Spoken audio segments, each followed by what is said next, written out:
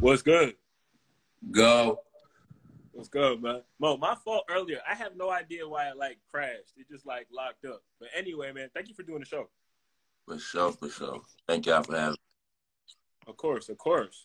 Okay, so, for anybody who doesn't know about, what you've been doing, how you got to this point, how did you start like making music? Like what got you into it?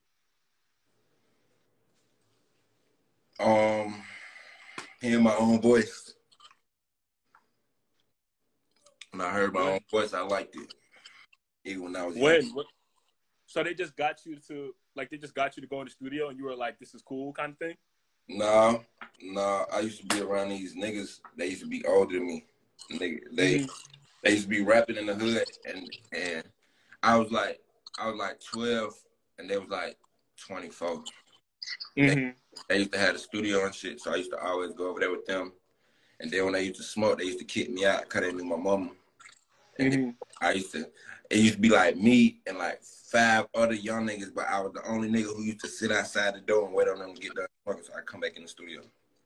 Wow. That's cool though. That means you actually really wanted to rap though, because I know a lot of kids would have just went home. Nah, because them niggas is like, one of them used to be recording and engineering and shit. Another one used to be making beats, and the other 2 used to rap. So it's like I used to be able to just learn from all them niggas by just sitting there, like, and they high, so they trying shit too. So right, sitting there with them niggas, watching them niggas, they put that shit in me. They put that shit in me a long time ago. Right. So I know you've lived a couple of different places. You kind of got like a lot of like different kind of backgrounds to you. Born in the X, lived in Alabama, moved to Atlanta. Kind of, how do you feel like those places kind of inspired you, like as an artist, like kind of how you sound now? Because if somebody listens to your music, right, they couldn't really nail you down to like one region. You could be pretty much from anywhere, just kind of how the music sounds. But how do you think the places you live kind of affected you? Because I got influence from everywhere. The North, the South, Midwest, the Deep South, the dirty, I'm in Birmingham, Alabama. Right. Country, from New York to the country to Atlanta. To right. Chicago. So all that shit just influenced me. What state were you in when you first started rapping? So when you were 12, where was that? Like, where were you? That was New York, but see what happened was, that nigga, when that nigga 50 came off the roof, right? Right. Boom. When 50 come off the roof, I stayed in New York for about another 2 years, then I moved to Alabama. Right. When I moved to Alabama, that's when I moved in the projects, and the niggas across the street, he got the home studio and shit. But it's not really a home studio, it's just like a microphone, a computer, the shit that niggas got in their room, it was that shit. So directly after I went, when I got to Alabama, that's when I started hearing my voice on the mic. Like, right. I stayed in Alabama probably like 3 months, and I had locked in with the older niggas. So I had started hearing my voice like right then, as soon as I moved to Alabama, and I liked this shit. Right. So, okay, so you hear your voice now, you believe in yourself, you like the music you're making, right? No, I always believe in myself, because when you rap other niggas songs, and you rap other niggas songs, you sound just like them. Right. So I always knew, like, damn, you can sound like him. Right. Right. You're like, if I could do that, I could make my own shit, and like, right. So now, okay, so you're putting the music out. So you've rapped in a couple of different states at this point, right? What happens when you start putting music out? I'm a young nigga, so it's not really, it's not really catching, like, cause back then I ain't really go through shit. Like, I was just a bad kid, like doing bad shit. So that's the shit that I used to just rap, like bad kid shit, and the shit that I saw the grown niggas do around me. So, but as I got older, I just started experiencing my own shit. So that it just started flowing like that. Like, it just started coming together. Right. I really used to not like rapping because I used it used to be like, a nigga used to say some pain shit or some shit like that, and I ain't never used to even like that shit. I used to be like, man, nigga gonna know too much or this, that, and third, you know?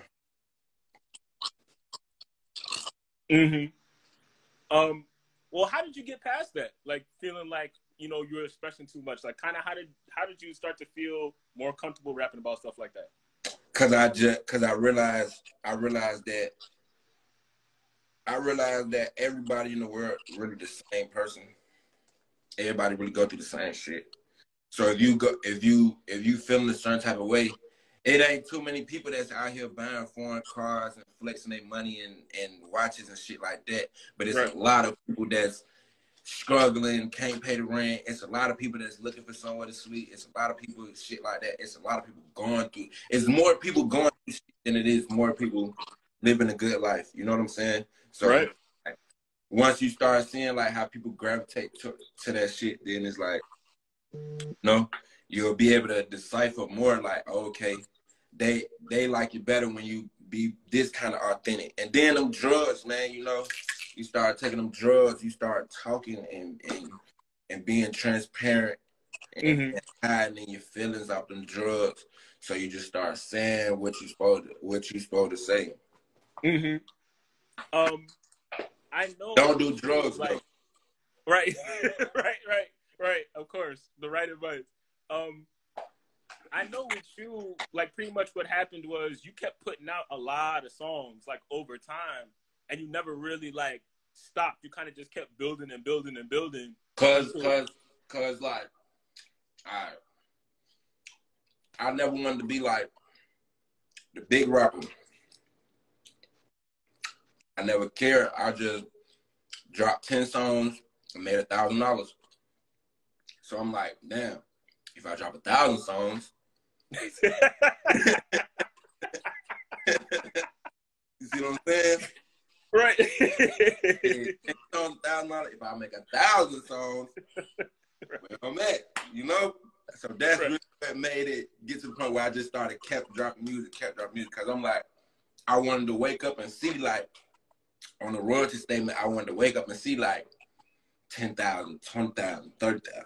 Like, that's what I wanted to see. So I'm like, shit, if I just keep making, it don't matter who like the songs, like, they can like them bitches out in Zimbabwe, you feel me? Like, as long as you keep that shit, it don't really matter, like, shit. Right, it still counts. Right, it still counts the same dollar. Everybody in my family, like, my cousins, everybody, when I first started rapping, I used to tell everybody to rap, because it's like, you never know who will like your music. You never know who will listen to you, where they at. Like, you'll be in Paris one day just for a family trip and never know your song done went viral over there 30 times. Like, okay, cool, still trend in fucking Costa Rica and shit like that. That shit still be trending on Shazam and shit. Like, Zimbabwe and shit. Like, still be trending. So I'll be like, what the fuck, you know? It should be crazy. When you... So, like, that being your plan from so early on is, like, really smart, too, especially because, like, it worked and you were always committed to it. So, when you're putting all these songs out, right, when did you start to feel when did you feel you got to the point where you were like, oh, this is working now. I actually know what I'm doing. This is starting to go in the right direction. When Slim asked to sign me, when I met with Thug and them, and it was just like, I got with them for a little while. I ended up staying around them. I was just like, oh shit, this shit working. Like, this shit worked. Like, you know? Right. What year was that? That shit was like last 2 years ago. Wow. So before that, you felt like you said, you were always confident. You always believed in your music. You always it's like, bro, I done stopped rapping hella times, but it's like, the world don't know that because when I stopped rapping, I got hella songs. So I'm like, all right, fuck rap. I'm gonna put this song out, put this song out, put these songs out. But then when I put them songs out, somebody bigger than me would come and be like, oh shit, keep going. Or a girl. It's usually always a female that tell me to keep going. Like, you know, like them girls that you never think be listening to your shit, them fine hoes and shit like that. The ones that you be like, damn, this bitch listening. It usually be like one of them type girls, like you'll never expect because of your music. And then just be on some shit like, oh, you need to make more music. And that shit had you like, damn, find that bitch come out my music. Oh, all right. I need to make more music. For real, for real. Cause that's what I said, cause I said that in the song. Like every time I stop, it's a bitch that tell me keep going. Every time I say I don't wanna rap, it's a fine ass bitch like, boy, yo ass tripping. I love this song. I love this song. I love this song. So shit. Listen to the girls is the key. You gonna win with the girls all the time. Right. And you know what's funny is like I say that all the time though. Like if you are in music or like especially in like rap, like you need women to like your music. Like you need them. If you got all niggas liking your music, you're that's what I call a local rapper. If it's just niggas liking your shit, you're a local rapper. You gotta have some girls that's twerking your shit, cause girls is how shit spread. Right. Niggas don't know of me on their own. Niggas know of me because of their girlfriends. Right. Right. They make their girlfriend mad. Their girlfriend throwing that, okay, cool. He mad though. Look, he mad, right? So he beats this, but then he hit a song like, damn, he's saying how I feel too. Then when they make back up, he on some shit. He like, damn, babe, what was that song you listened to when you was mad at that time? Then he get out, he get away from his girl. Then he go listen to that bitch by himself. Then he get in the car with his homies. And he be like, bro, I was mad at my bitch. And I just listened to this song and just made me, I ain't mad no more. I was just like, fuck it. So now his homies know it. And you know, it's just that song. Right. No, that's real. Them women, bro, you need them women. Like, you need them women. No, for real. So, okay, so of course, so you know, you got to okay, cool, right? 2020, that happens. It kind of all like runs together from there on out. Once 2020 happens, it's like, that's it. Now it's your time now. Like, you basically through the door. Yeah, I'll be going crazy since then. Right. So, you make okay, cool. You put it out. I know, I definitely read somewhere that you felt like you had other songs that were better than that. But, you know, definitely don't even feel like that. I definitely know that shit. Like, okay, cool is just really like Percocet talking. Like, that shit really just a nigga just talking. Like, you feel me? Like, and I know for a fact it sounds better than that, but it's like, if that's what they want to listen to, then shit, we gonna go, okay, cool. Right. But I think also, too, you also get that, like, okay, cool blowing up also means people are going to listen to all your other songs, too. They're going to listen to all the other shit. So that's what I always... It gets them aware of who you are and kind of what you're doing. Like, of course, you know, I had...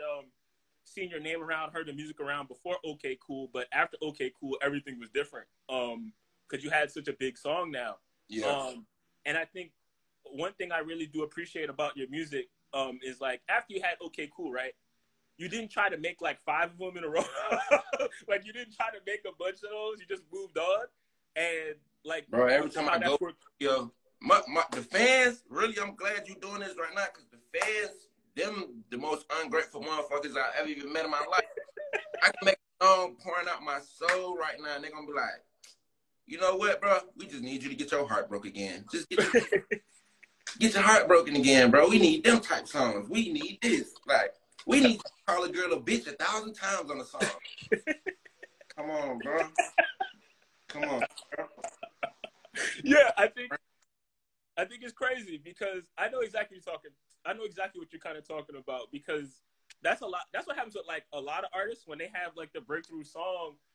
People love that song, but they want more and more of that from you, not knowing that there's so much other shit you can do, and they need to just let you do that.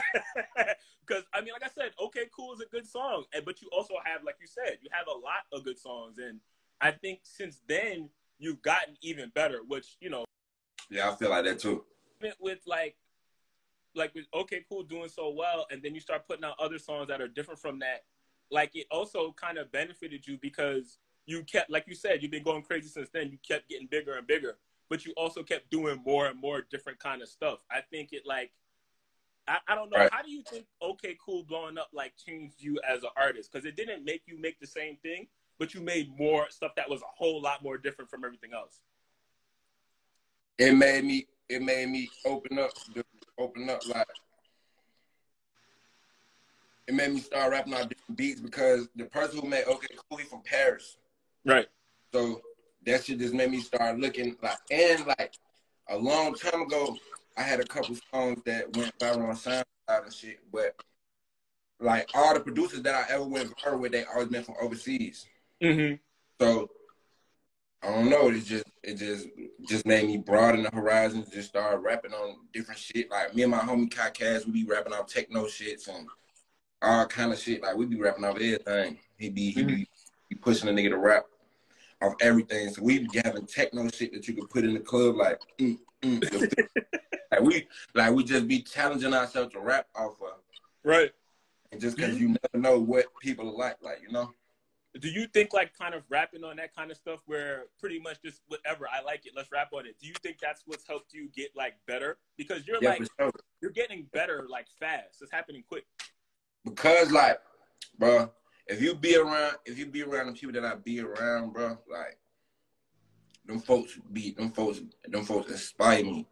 Like Free YSL, I sat in the room one day and it was just me, Slime, and it was Future, and they had like a 4-hour long conversation about just everything. And I just feel like me sitting there listening to them have that conversation about labels and having artists and making songs and they creativity ways and this, that, and the third, like, like that shit really just made me open my, I listened to them niggas for 4 hours for real, just sit. That shit just really made me just open my mind and just being around everybody I've been around. They record so fast. They record fast like me. So it's like as soon as I stepped in with them, I blended in because they do a verse, it's done. Next person do a verse, it's done. Then they, sure, you want to do a verse? All right. Now I'm done doing my verse. Now everybody looking at me like, oh, shit, he can keep up. Oh, shit, he can, So it's like, right. It just made me better just being around all them people just perfecting this shit and just watching, like, just being a student, really just like, like just being a student of this shit and just learning from everybody. And I think that's important too. I think like to make it in rap, it's always about showing that you belong and like proving it to them and to yourself. And you've already done that, really, like because of the people, like you just being around YSL and being embraced by them and also learning from the stuff that they do and the music that they make and just kind of how they move. Like you took something from that like immediately and then put it into practice for yourself. And I think that says a lot about you, like your mindset and kind of what you see, but also how they feel about you. And won Coach of the Year, man. That shit real. That shit real. Like that shit is real. Like real. That shit real. Right. Real Coach of the Year. Everybody I've ever talked to who, even spent time at YSL or was like directly tied to them or was, making music with them, they all say exactly what you say, where like they learn so much just being around and like just kind of the environment, like it develops you as an act and also like as a person. Because like it's the family's so big, you don't got time to be nervous. You don't got time to like, you don't got time to be confident in yourself. Like you just gotta like the confidence, and then they gonna raise your confidence too. Like you feel what I'm saying? Like when you make songs, they gonna be singing your songs. They gonna embrace. They gonna sing your shit like it's their shit. So it's like you don't got time to be like not confident in yourself. And if you're not confident in yourself, they gonna for sure build you, and they gonna build your confidence so you can motherfucking so you can win. Because that's all they did with me. Like really just built my confidence like a motherfucker and just made sure I know that even when I walk in this room, I'm one of them niggas. Like I can do it, I can keep up with it. So it's like they really just showed me that like shit, you supposed to be exactly where you at. If you here with us, you supposed to be here. Right. I know you put out the collection, which is a little bit, I think it's like a little over a month old now. And what I noticed really is like the songs, like when you, not even just the songs that are on there, like the songs you put out around that time, when they go on YouTube now, like they all do really well. Like all the videos kind of move way faster than they used to move now. And I think that just kind of speaks to how much more popular you're getting. But kind of talking about the collection specifically, like kind of how do you feel about the songs and like the reception and kind of what was your mindset behind like putting it out? Really really my mindset behind the collection was just like, shit, I had to just like did this deal, so I was just trying to put out songs that I feel like should, like, I was just trying to put some songs out so niggas can know, like, this shit ain't done. Like, you know, like, it's still going on. This shit's still going on. So I just, that's all that was. I just put some songs together. I recorded the collection in like 2 days. Mm-hmm. Yeah, turned it in, and that was it. I didn't no more of it. It was just really what it was, a collection of songs. It's just a collection of songs that I put out. Right. So, I really never thought too much of it. I really just right. wrote some songs, put these bitches out. Right. And I think what's cool about that is also you made them in 2 days. You put it out, but like you put it out and like the songs are like sticking though, and like people really like the stuff that's coming out, and it's just like this is just stuff you put out over 2 days. Once you really start to lock in and stuff like that, like it's gonna be even crazier, really. Yeah, hey, I started doing like post-production and all that other shit like that. Like, cause now I just be recording and throwing that shit out. But once I get back in there and start fixing shit, and this, then the third, you know, like, it's going to be on some Kanye shit. I already know I can do it. When did you, I know you talked about like having confidence and feeling like you belong just because of the work you were doing and artists you were around. But when did you feel like on your own? When did you start to think, yo, I'm like a popular rapper. People are really paying attention to me. I'm really here now. Like, kind of, when did that moment happen for you? Man, it's so crazy. I still forget that shit. I still forget it. Nigga, I changed my name on DoorDash and Uber Eats because I forgot about it. So like they show up to your house, they show up to your crib, and they know it's you. And like niggas be acting weird at first. You know, they be tripping at first, like right.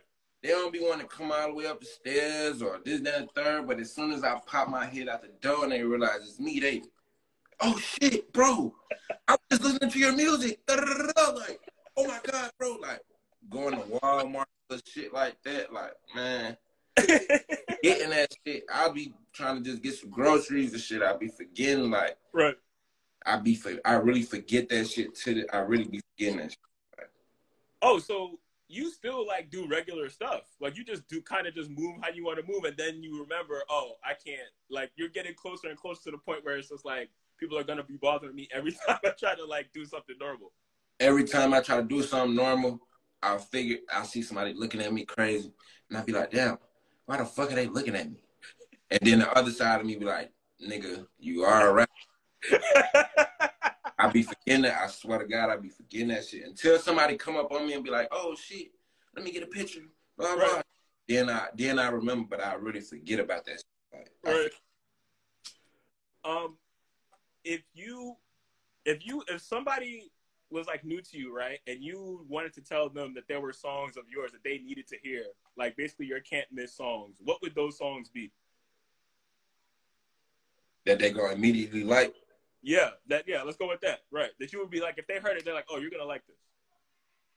Gotta definitely say, okay, cool. For sure.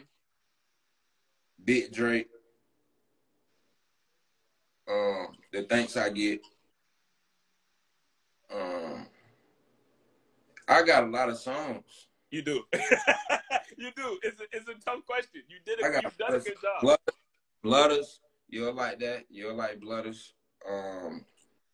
Shit, I really don't even be, because the songs I listen to don't even be the songs that everybody else listens to. Like the songs I put out and think that's gonna go crazy, they're not. And the songs that I put out that are regular, that I feel like are regular, those are the songs that are crazy. Like Rendezvous, like I went up, like Rendezvous hard as hell to a lot of people, popping shit. Like it's a lot of songs, bro. I got a lot of songs. Right. Yeah, of course, the chat is naming a bunch of songs now, too. So, just like you said, you have a lot of songs, so there's just so much different stuff people are going to kind of gravitate towards. What's something that you think people would be surprised to know about you? That I'm from New York? Oh, that's a good one. That's a good one. That usually fuck people up every time. That's a good one. Yeah. I'm from New York, bro. I was born in the Bronx, New York. I'm from New York. Right. Because I mean, right, because when I looked it up and when I saw it, I was like, wait, what? And then I was like, no, he really is. He is from New York. I was like, Right. okay, cool. That's what's up. But yeah, no, I wouldn't know. I would have never guessed. And I think a lot of people wouldn't have guessed until you said it and they go, Big sis. right. So just to start wrapping it up, what's coming next for you? What you will be like looking out, you know, coming from CEO Trayle? Everything, man. You know, I'm just trying to stay consistent and just drop all the music that everybody be asking for.